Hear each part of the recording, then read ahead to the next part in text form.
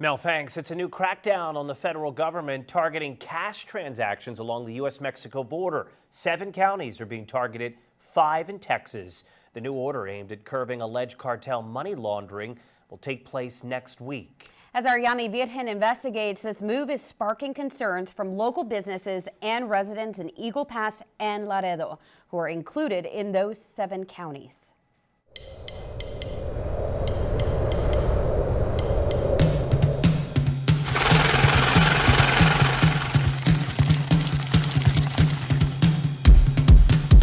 To the average person, it looks like business as usual here in Laredo and in Eagle Pass, in small money businesses or Casas de Cambio.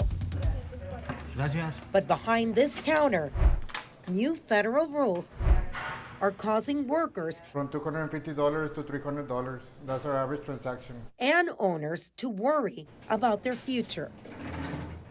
On April 14th, the money services businesses in 7 Texas and California counties must report cash transactions as low as $200 instead of $1,000 and up. This is part of a new southern border geographic targeting order. That order comes from the U.S. Treasury's Financial Crimes Enforcement Network to crack down on alleged drug cartel money being laundered. In California, the 2 counties are Imperial and San Diego.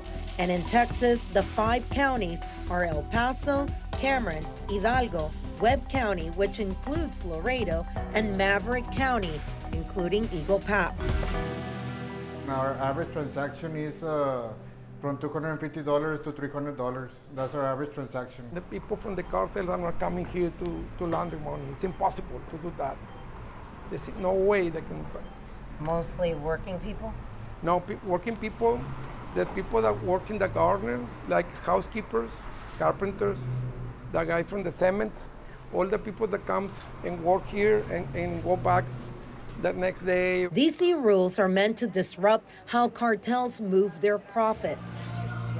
But for the owners of the exchange houses or Casas de Cambio, they are over-regulated compared to banks, who are not included in this new order. You can go 2 blocks and you can walk from here and then go and exchange to a bank, and they won't ask you for the requirements that we are asking you. So they don't have to ask for social, no ID, nothing? No, nothing. They're not on the new order. A lawsuit was filed against the federal government this week by the Texas Association for Money Services and Businesses. You've got thousands and thousands of people coming across daily. Our largest trading partner is Mexico. If you just go to the Bridge of Columbia and see all of the 18-wheeler choferes, the drivers, if you will, of those 18-wheelers that oftentimes will cash their U.S. checks at these Casas de Cambio or their American counterparts. You're talking about industry that is wholly going to be affected, not just those businesses, but the consumers along the border, the residences along the border. Those counties and those cities are absolutely going to hurt by this action. But critics say the targeting of these communities may be creating unintended consequences, especially in low-income, largely Latino communities where Casas de Cambios are a lifeline for many, including the elderly and the unbankable, who cannot afford non-sufficient funds and charges from banks. As a small business owner, being in business for over 38 years now, it is imperative that we need to continue to allow this freedom to our constituents, to allow them to use cash freely without having all these reporting requirements for anything that is exchanged or transferred over $200. It seems short-sighted.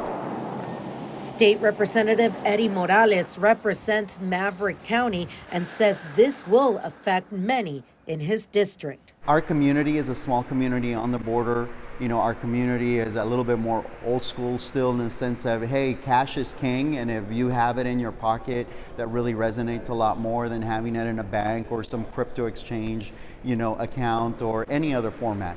And for that matter, I do think that we need to be careful in some of this federal legislation that is imposed and impose upon our residents and our constituents, because we do run on cash. I think it may have a negative impact. I haven't heard that many Casas de Cambios or the exchange locations complain yet. The new rules include providing ID, social security number, currency transaction reports for these businesses for $200 to $10,000. The owners say this will create more paperwork. For example, Martinez tells us his Laredo Casa de Cambio will possibly go from 1,000 reports a month to 75,000. And that is if people don't just go across the street to banks to exchange their money. I don't think people are gonna want to give us their private information now with all the hacking and everything. They're afraid to give us their social security, passports, any legal documents,